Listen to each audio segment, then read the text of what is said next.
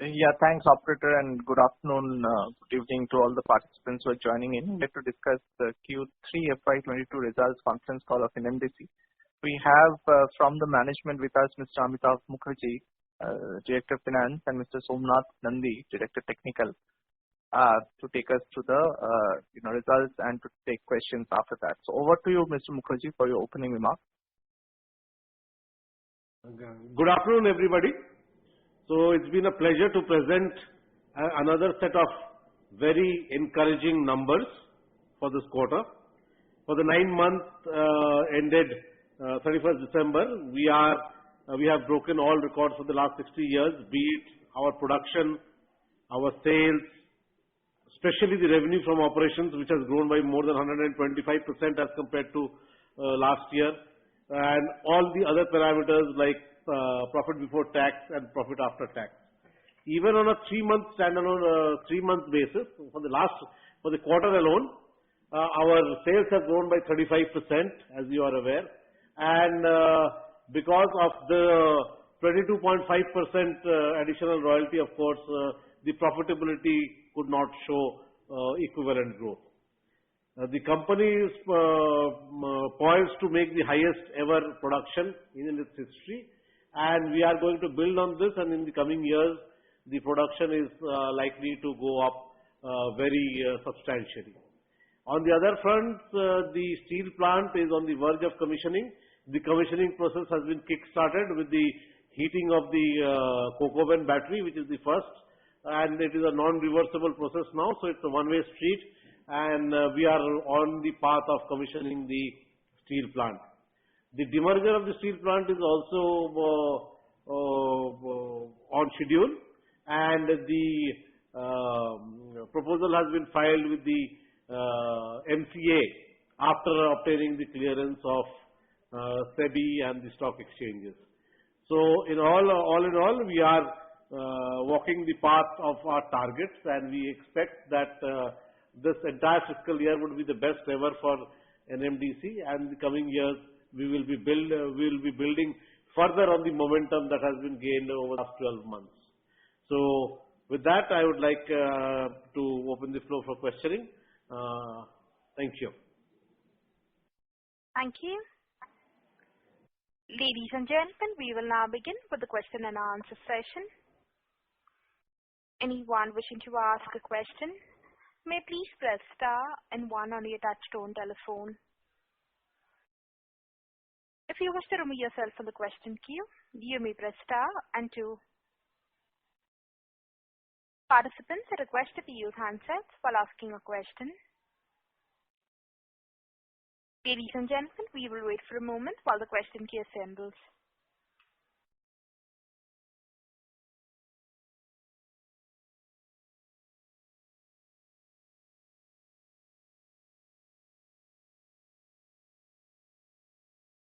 The first question is from the line of Rahul Jain from Systematics. Please go ahead.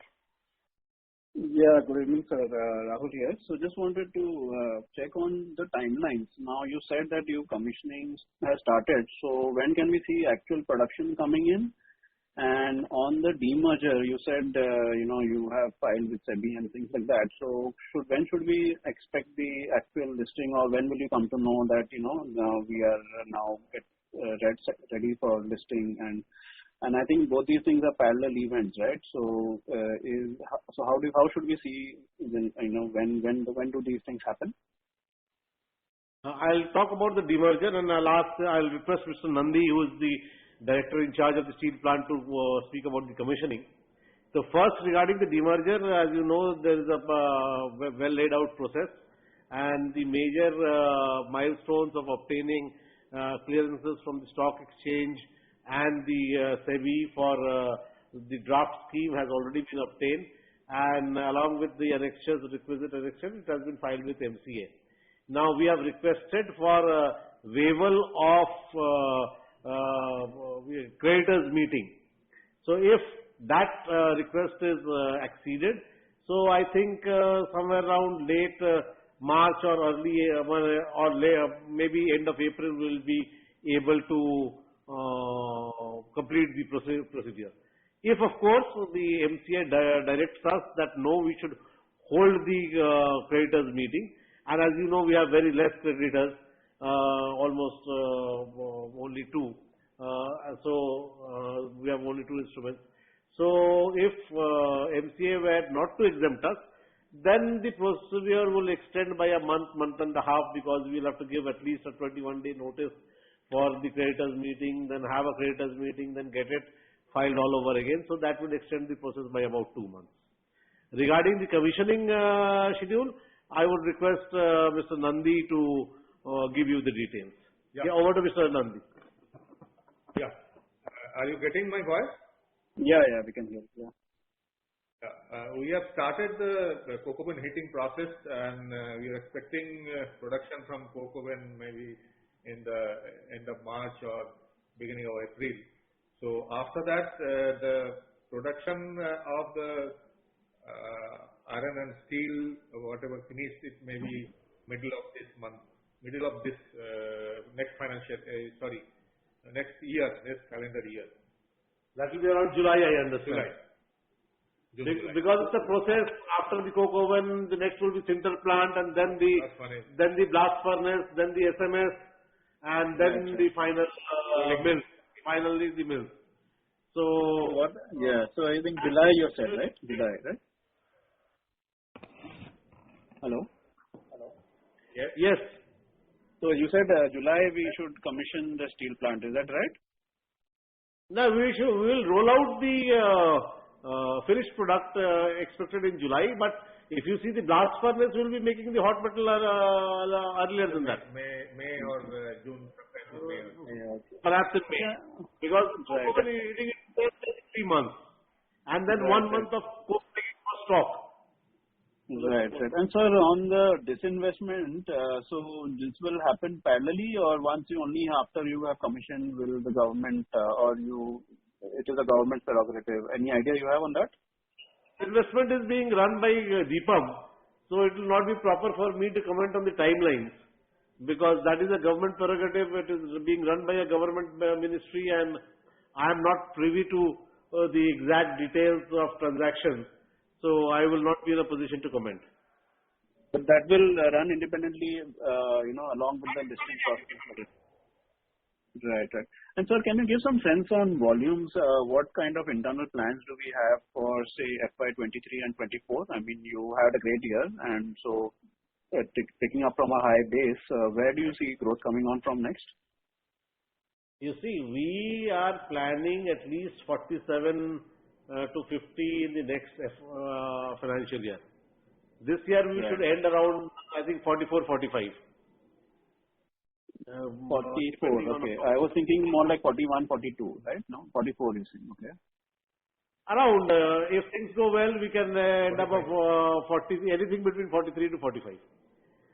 Right. And for next year, where do you see growth coming from? Mostly from Chhattisgarh, because Karnataka, I think you have already exhausted, right? We have a 2.5 million ton upgradation in the plants in Bacheli. That is going to come up. So that will be commissioned somewhere around mid next year. It's 2.5 million ton fifth line in Bacheli screening plant, along with upgradation of downhill conveyor. And then we have applied for EC for 10 million ton at Kumaraswamy. If the approvals come in, so some growth would be seen there also. So we expect on FY24. In fact, around 50 plus, 50 to 50 plus. Right. And sir, lastly, sir, on your pricing, still it is looking a bit, with a lot of lag in terms of how the international prices are doing and how because we have just hardly taken a 350 rupee price increase, whereas we have seen almost a 50% price increase in the, ex-China prices. So why are we seeing so much of a disconnect between the domestic and the international price? Because I was thinking that with the cost for us also going up, we would be more proactive in raising prices. No, you see, I have been always explaining this to in all my investors' calls that international prices and domestic prices are not linked. Domestic prices have always worked at anything between 30% to 60% discount to the international prices simply because export is not a viable option for high grade ore because it has a 30% export duty. As a result, the Indian market is fairly isolated when the international prices are on the high. So naturally, there is no direct bearing. It is one of the pricing parameters, but it does not have a direct bearing on the domestic prices. Domestic prices always are in the East Coast somewhere around 40 to 50% discount of international prices. In the West, it has been on around 20 to 30% historically also. And now things have been looking up for the last 1 month. We have been able to take a price hike, and we are keeping a very close watch on the domestic parameters. Then there are several parameters that we take into account, be it the finished steel prices, how the pellets are behaving, and what is the domestic production, the demand supply position. So there is a multitude of variables that go into pricing. International prices is only one of them and a marginal one at that. So we are keeping a close watch on the market regularly, and we'll take a call as and when it is feasible for us to do so. Even we are obviously keen that the revenues that is possible to generate from the market should be generated. But we cannot speculate on the pricing as of now. Thank you. Ladies and gentlemen, in order to ensure that the management is able to address questions from all participants in this conference, we request you to limit your questions to 2 per participant only. The next question is from the line of Pinakin from JP Morgan. Please go ahead. First of all, apologies, sir, if you have already answered this question. I joined the call 10 minutes late. So can you give us an update on the steel plant demerger and the scheme of arrangement? Has it been filed? Where is it? What is the status on the approval process? I just mentioned in the previous question, somebody asked that. The approvals from SEBI and stock exchanges has been obtained, and along with the annexures, it has been filed with the Ministry of Corporate Affairs with a request to waive off the meeting for creditors. If that meeting is waived off by MCA, then we should be able to complete the process of demerger from around end of March or end of April. If, however, the MCA directs that we should nonetheless hold a creditors meeting, then what will happen is that the entire process will get further delayed by anything between a month or 2, because it will take 21 days to at least convene a meeting of such creditors.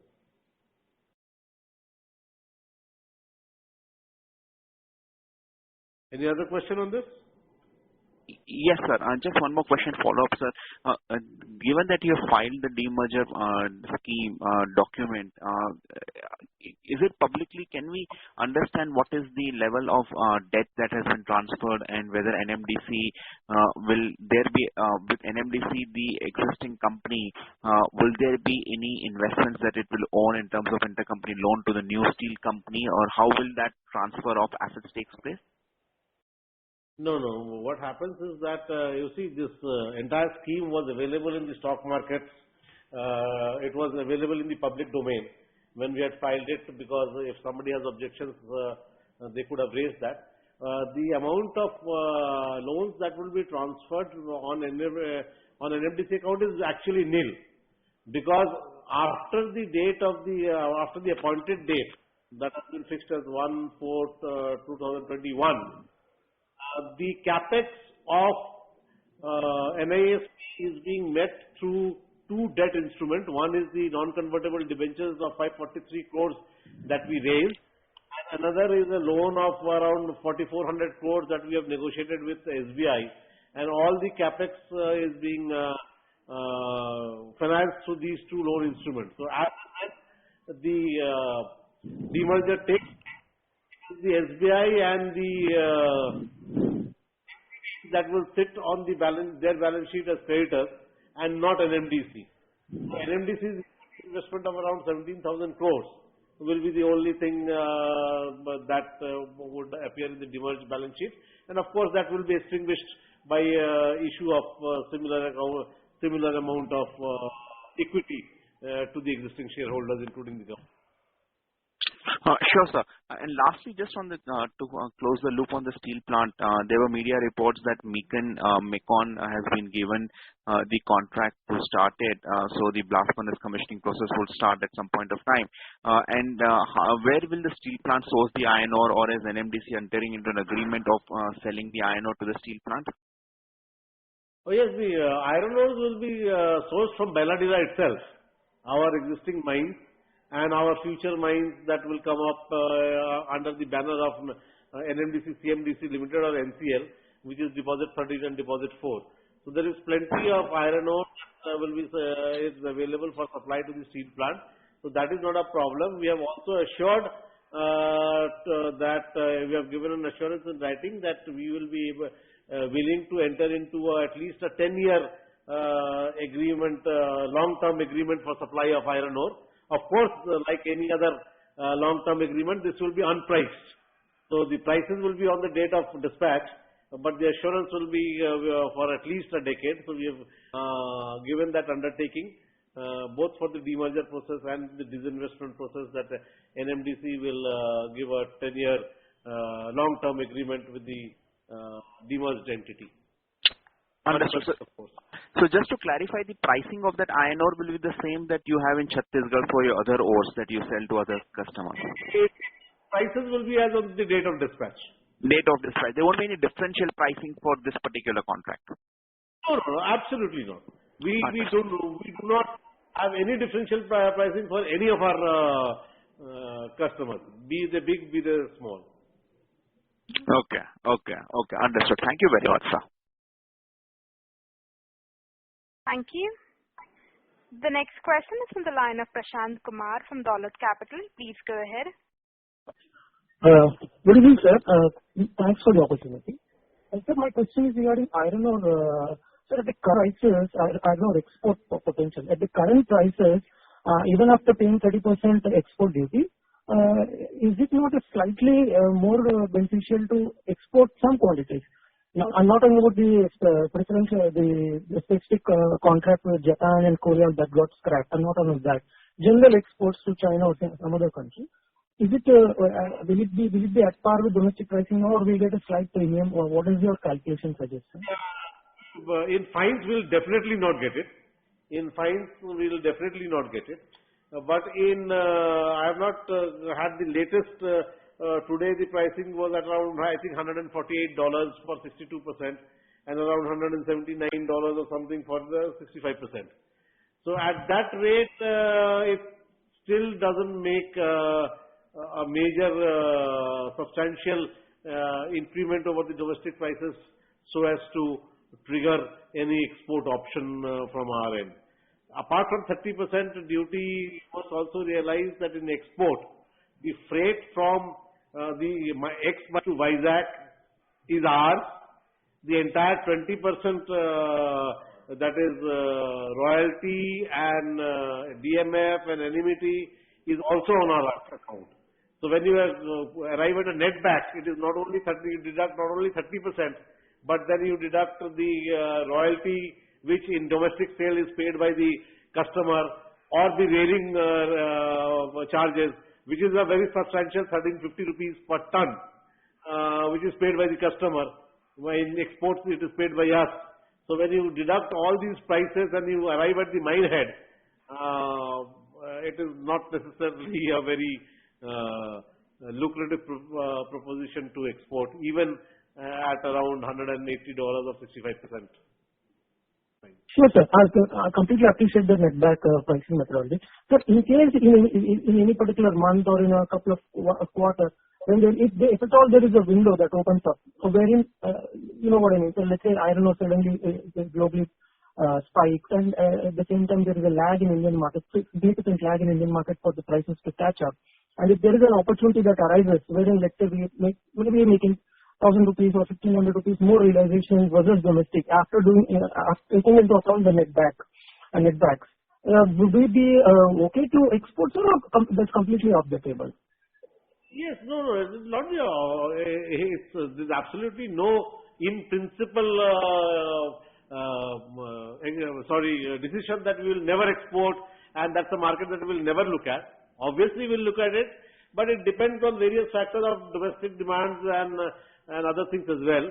And as and when we ramp up to 70 million ton or maybe 80 million ton in 70 million ton by 2025 and 100 million ton by 2030, exports might be one of the options that we will be compulsorily will have to look at.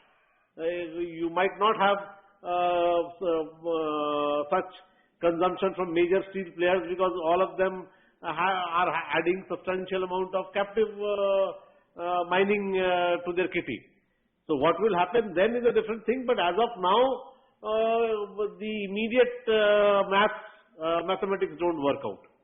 But in future, of course, it's open. Even in the short term, it's an option that is always open before us, and we always take a note how profitable or not profitable it is at any given point of time.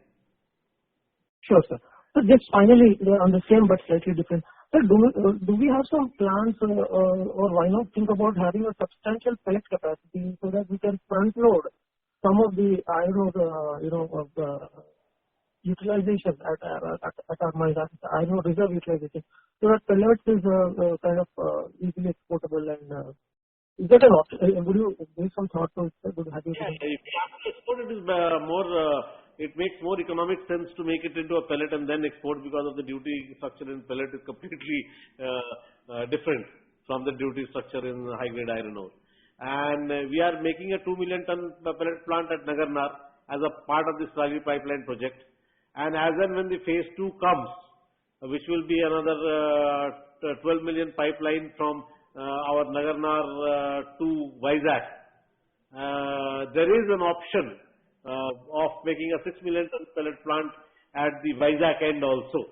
But that is an option that has been kept deliberately. We will have the option of selling only the concentrate, or then if we can choose, we can make another pellet plant there. But as of now, the 2 million ton pellet plant tender has already been awarded to L&T. I think last month only, this month only I think, and it has a completion period of 30 months, I understand, 30 or 36 months. So in around 3 years time, we will have a pellet plant of 2 million ton capacity in Nagarnar next to the steel plant, which will be NMDC property as a part of the Slurry pipeline project. Understood, sir. Thanks for the clarity, sir. Understood. Thank you. And all the best. Thank you. The next question is from the line of Vishal Chandak from Motilal Oswal Financial Services. Please go ahead. Yeah, thank you for the opportunity. So just wanted to understand, we are commissioning the steel plant and we are appointing Mecon as the MDO. Given the fact that Mecon have that kind of an expertise and they will be pulling in the expertise and finally the steel plant will be sold off. So just wanted to understand what is the rush at this point in time to really commission the steel plant when we do not have the slurry pipeline or the iron ore deposit which was earmarked for the steel plant also in our hands. So just thought on that. Before I answer the question and ask Mr. Nandi to join in, two quick clarifications. Number one, the slurry pipeline has nothing to do with the NISP plant. Okay, it's only that there will be a 2 million ton pellet plant at Nagarnar, of which 1 million ton may be consumed by the steel plant. Otherwise, it is something that we'll have to sell in the market. And even if 1 million ton is consumed by the steel plant, we'll still have 1 million ton to sell in the market. So the slurry pipeline has no generic link with the steel plant. Second, that there was never a captive mine attached to the steel plant. It was always envisaged that our Bailadila mines would cater to the steel plant, and accordingly it is still in a position to cater. Although the new mines under the NCL flag, that is deposit 4 and deposit 13, it will take a couple of years to come. Number three, why commission it now? Please understand that unless you commission, the vendors will run away. You have a plant ready and 12% of the contract is on commissioning and testing and other things. So they are not going to wait for you for 3 years for somebody to come, or 1 year to somebody to come and then commissioning it, because they have once they have built the structures, they are in a hurry to prove that their plant works, take their money and go, and we would also not like a very, very expensive structure to be there and having nothing. So now comes the question of Mekon. Obviously, to run a steel plant, we need skilled people. Now the option from us was that obviously the question of permanent recruitment was absolutely ruled out because it is being demerged. Now the other option was to get in these experienced people from the market. NMDC could have personally done it, could have done it by itself by going to the market and hiring such people on short-term contracts of 3 to 5 years. But it was thought that Mekon would be in a better position to talk to other experts, get a team of experts and monitor the overall commissioning of the plant and operation of the plant, and then hire skilled people from the market on 3 to 5 year contracts and then run the plant as well. So it is Mekon is basically working as an agency to get the skilled manpower and the super skilled manpower with who can monitor the plant. And on this, I would like the director technical also to enlighten you on this aspect. Yeah, because Mekon handles, they are the actually consultant for the steel plants. They have a long history of commissioning, whether getting ready steel plants as a consultant. So they have the knowledge of people who are in this line since long. So their experience will be useful for getting the people. That's why they are engaged. Nothing like that. Mekon, of course, they don't have the experience of running a plant, definitely. But they are not running it like an MDO. They are not running it like MDO. They are pulling in people. And our people, whatever minimum people are there, they will also be there in tandem with Mekon.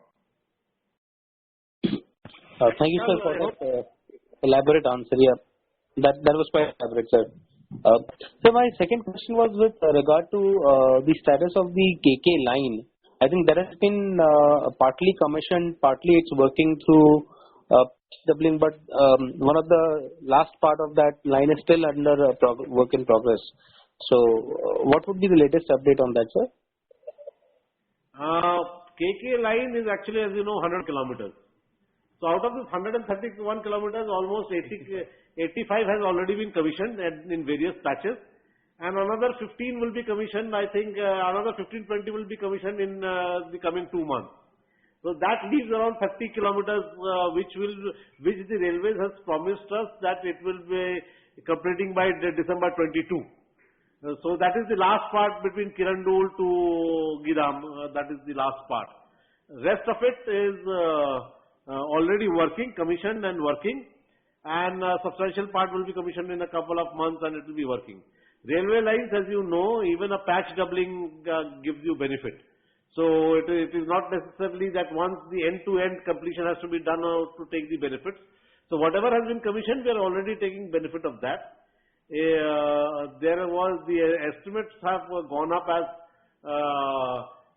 was envisaged by around 300 to 400 crores, and that is why it required a renegotiation of our MOU with railways, which actually now has been completed, and we have entered into a revised agreement with the railways MOU, and accordingly the work is progressing. I understand they have awarded the tender and promised us that by December 2022, the entire 131 kilometer would be commissioned. So just a follow up on this, if we have the entire 131 kilometers of line commissioned, so what kind of additional volume can we expect from Chhattisgarh in FY23? Chhattisgarh, if we do around 44 this year, the Chhattisgarh would be doing around 30 million ton. Subsequently, it will go up to around around 35 to 37 million ton in phases. And then in the long term, when deposit 13 and deposit 4 also come, then Chhattisgarh itself will give around more than 60 million ton, 60 to 70 million, around 70 million ton, 65 to 70, but that will be 2030 approximately. So I was looking at more closer as in FY23 and 24. I think this year it will be around 30, 31. So FY23, I think it will be around 34 to 35. Got it. Thank you, sir. 2.5 million ton downhill conveyor at Bacheli coming up. Coming in, we are doing the waste mining. So that will be that. In any case, dispatch is not a constraint even as on date. Even at 35, dispatch will not be a constraint. Sure. Yeah. Thank you, sir. Thank you. Ladies and gentlemen, in order to ensure that the management is able to address questions from all participants in this conference, we request you to limit your questions to 2 per participant only. The next question is on the line of Rahul Jain from Systematic Shares. Please go ahead. Yeah, hi, sir. Thanks for taking my question. Sir, on the pellet side, so you said that we are going to add 6 million in Vizag. Is that plan final or is it still under consideration? No, that is under consideration. The slurry pipeline phase 1 is from Bacheli to our steel plant at Nagarnar. That's a 15 million ton slurry pipeline, right? That's phase 1, for which contracts have been awarded and work is going on. And within that, we have a 2 million ton pellet plant at Nagarnar, for which also contract has been awarded to L&T. So this is the phase 1. Phase 2 is from Nagarnar to Vizag, which is 313 kilometers, which is at the project evaluation stage. Right? Sanctioned the work. We are just evaluating the project. One of the options there is that we are contemplating that we might sell either the concentrate itself at Vizag of 6 to 8 million ton, or the other option B is that in future we might actually have a pellet plant of 6 to 8 million ton and sell, instead of concentrates, we might as well sell pellets. Only at the contemplation stage. It's not the economic. There have to be and project report made. And sir, can you spell out how much will be your capex for FY23 and what is the timeline for this slurry pipeline? I mean, for next 2 years, what is the capex? Next year we are planning around 3,500, of which around 2,000 crores would be NISP, the steel plant. If the steel plant is demerged, then for the mining business it will be around 1,500 crores. Mostly on slurry pipeline, which will be more than 500 crores, and then we have a major project of screening plant 3 at Kirandul, which is a 12 million ton capacity expansion plan, screening plant at Kirandul. So that is right. And so you will not pursue any more steel investment, right? I mean, this is the final, like in Karnataka, you may think of setting up a steel plant or something like that. I can't hear you. Sir, you will not contemplate setting up any more steel plants, right? No, with now that Nagarnar is demerged, I think the underlying fact is that we are out of the steel business for the better or the worse. And you will not take up any more such initiatives in future, right? No, because once we have got out of one, I don't think it makes sense to get into another. No, I'm just being clear about it. So this is the final, sort of investment that we have. So in future, all the cash flows will be towards dividend payment, right? Never say never again. Right, sir. As of now, it is a big no. And it's a very resounding no. Okay, thank you so much. But then never say never again. Thank you. The next question is from the line of Ashish Gautam, an investor. Please go ahead. Yeah. Hi. So I just wanted to know if we will get any proceeds from the NINL stake sale because NMDC had 10% stake in the company. Oh yes, we are going to make a windfall profit out of it. Not only our loans will be repaid in full along with interest. Now that the quote has come for 12,000 plus crores, for the 10% stake, I think we should get around anything between 400 to 500 crores as an bonus. So those proceeds will be reflected in the Q4 result, if I'm correct. It depends on when the realization comes. All right. Thank you so much. Thank you. We'll move on to the next question. That is from the line of Saket Kapoor from Kapoor Company. Please go ahead. Yeah, namaskar sir, and thank you for this opportunity. Sir, if we look at the capex done by the organization, it is on the improving the efficiency and then on the volume increase.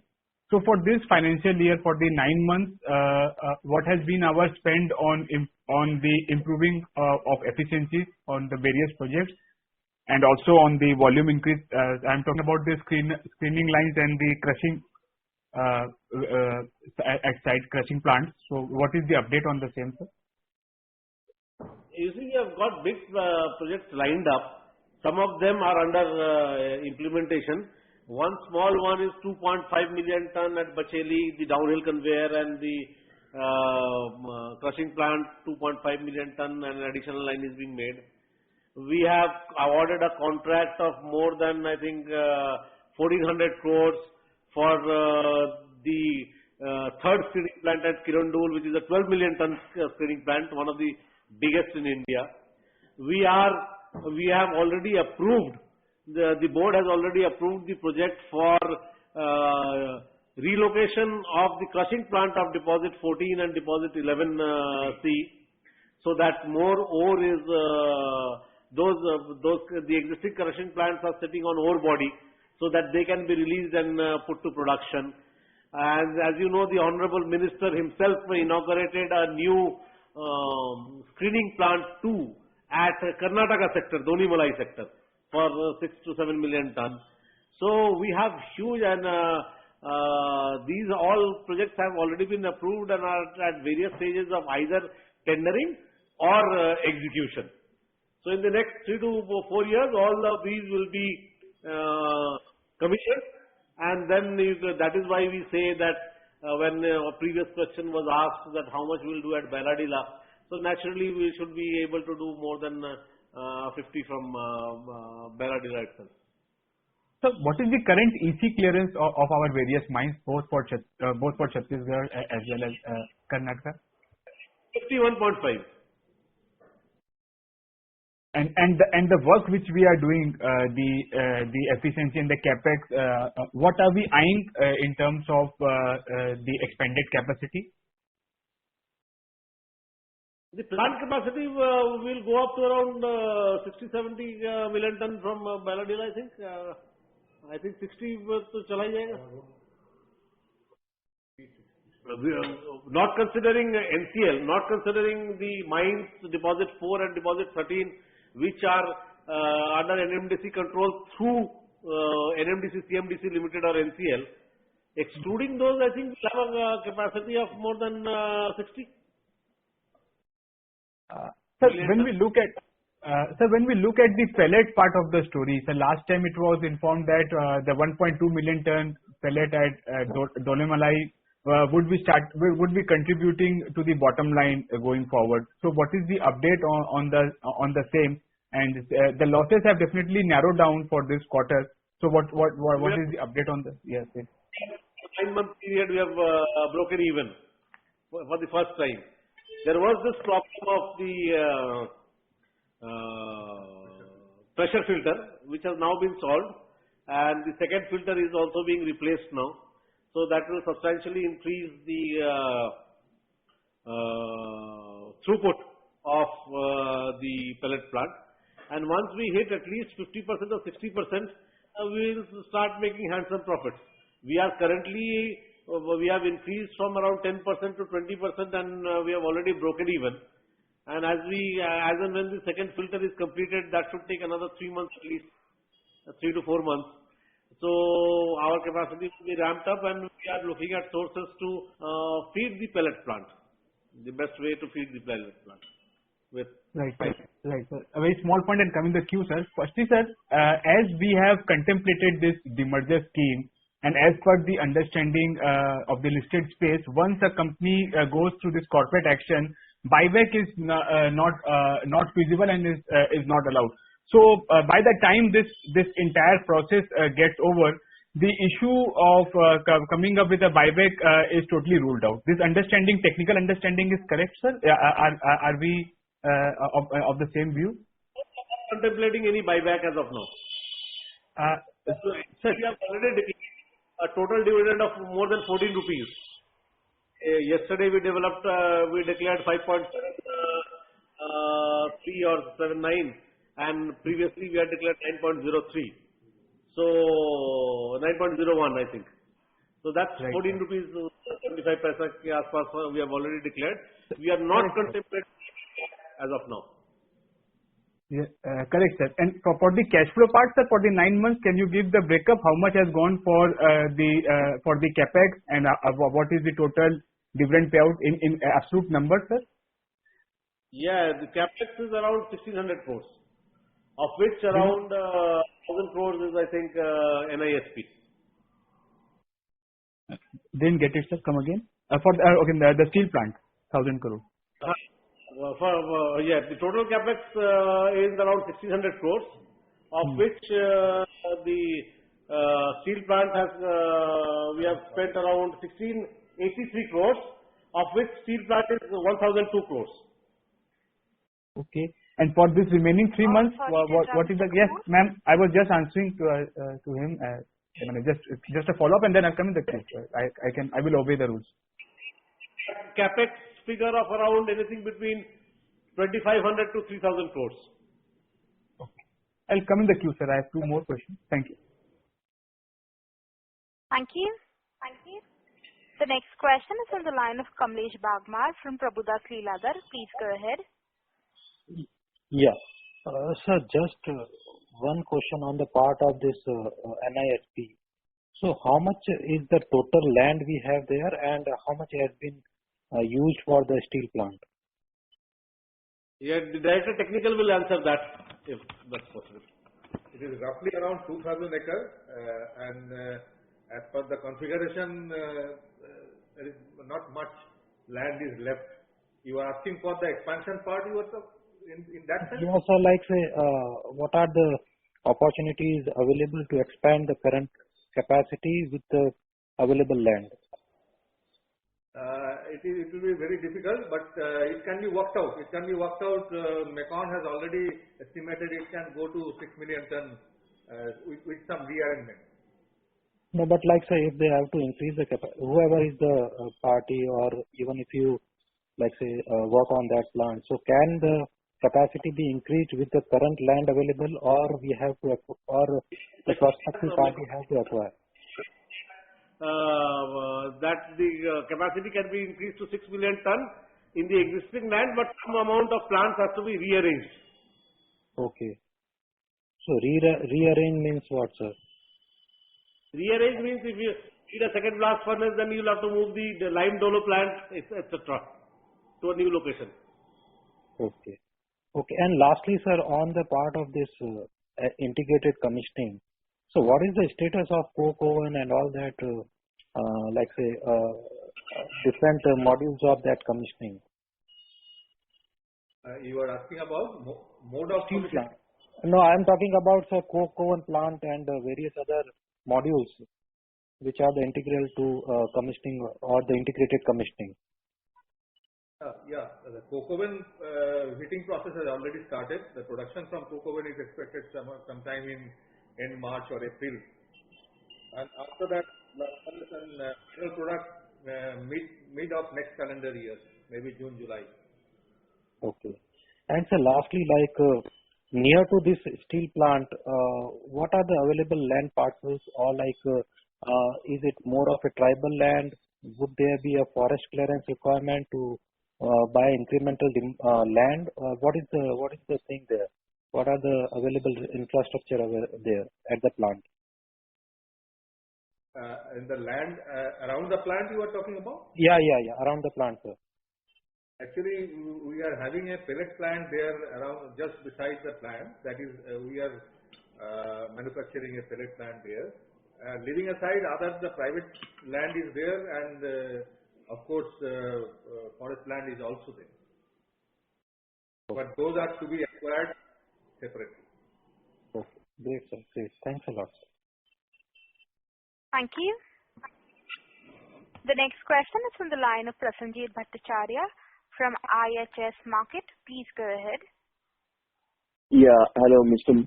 Mukherjee. I just wanted to ask you a little bit about the iron ore market in India.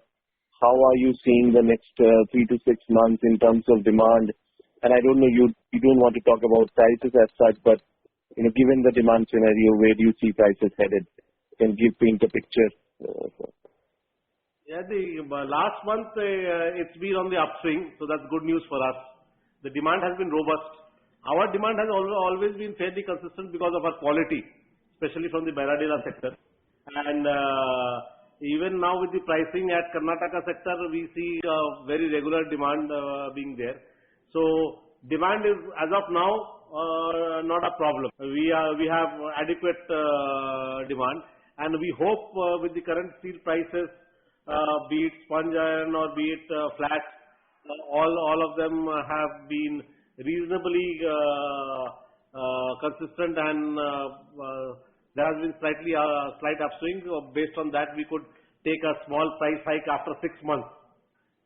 So going forward, we would expect that this to continue at least in the near future. So hopefully we are bullish about the demand scenario in the near future.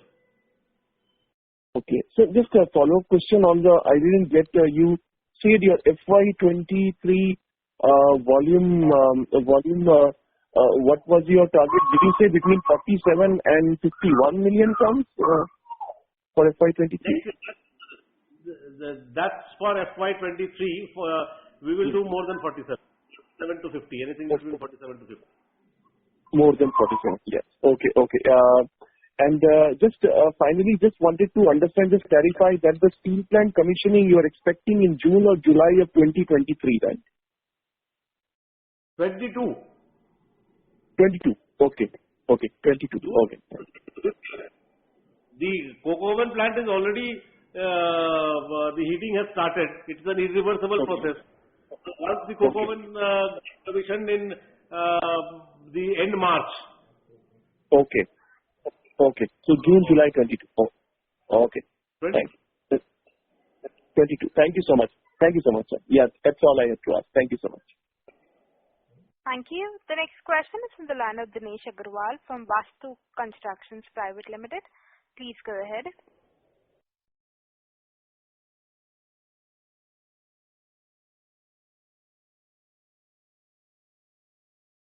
Dinesh, your line is unmuted. Please go ahead.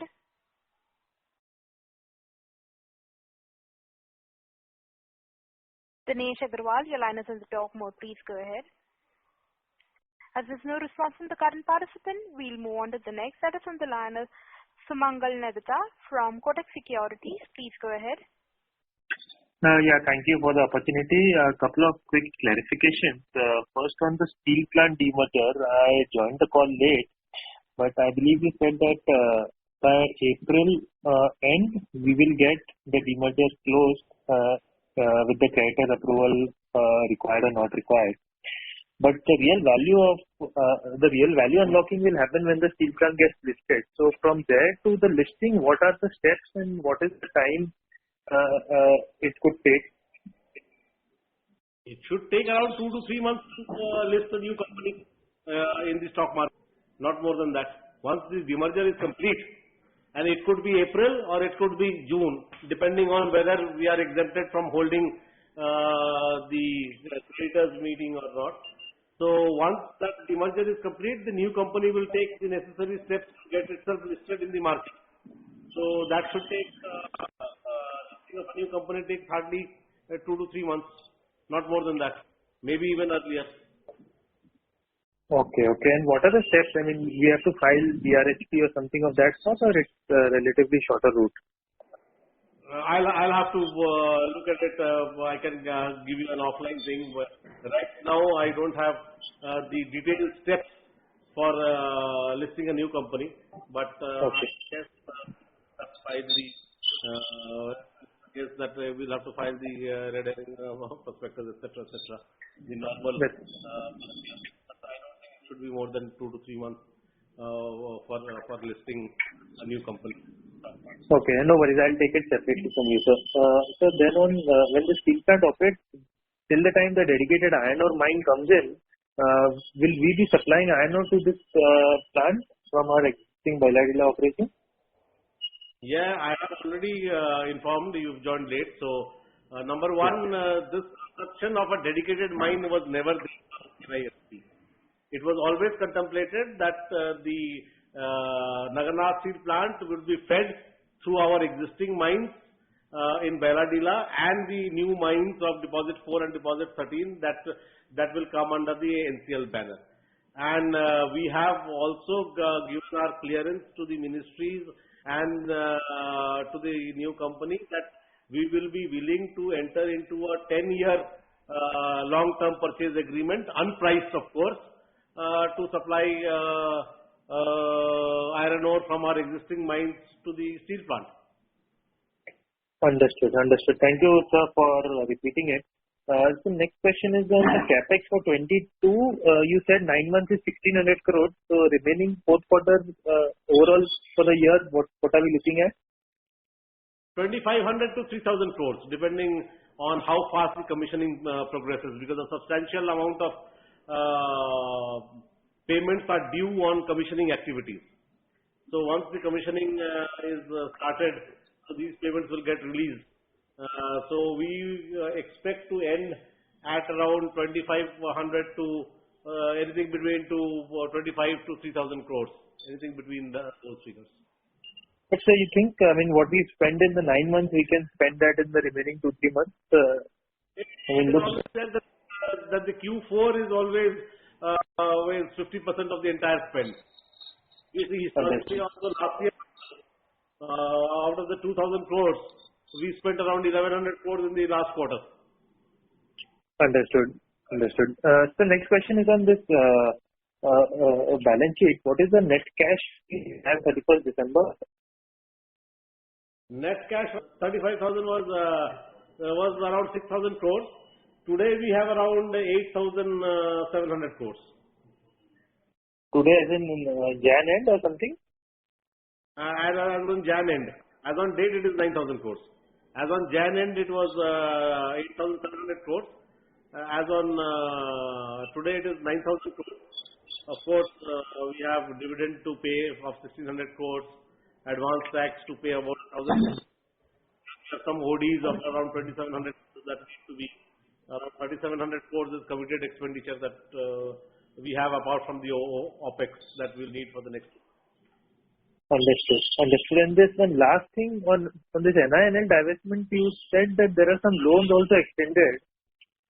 So we'll get, of course, equity 10% proportion after, but is there any loans also given from NMDC to NINL? Yes, around 80 crores of loan was given. That's interest-bearing loan. So we will be comfortably getting the entire thing back along with interest. And apart from that, after NINL meets all its outstanding liabilities, more than 5,000 crores will be left over after meeting all its liabilities. And we will get 10% of that. So that will be a windfall gain of around at least anything between 100 crores. We expect. Understood. Got it. Thank you so much, sir, and all the best. Thank you. Thank you.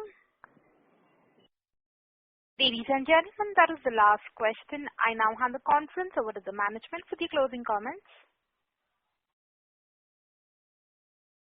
Thank you for all for attending this conference. We are in the middle of a great year. We expect to continue this great run not only through the last quarter of this current financial year, but also to the next financial year. We expect to have major events lined up in the next financial year, including the demerger of the steel plant, the commissioning of the steel plant, and substantial capacity expansion of our mining business. So the entire scenario looks very positive from our perspective, and given the overall demand situation of our iron ore, we expect that this great run would continue comfortably in the next financial year. Thank you so much.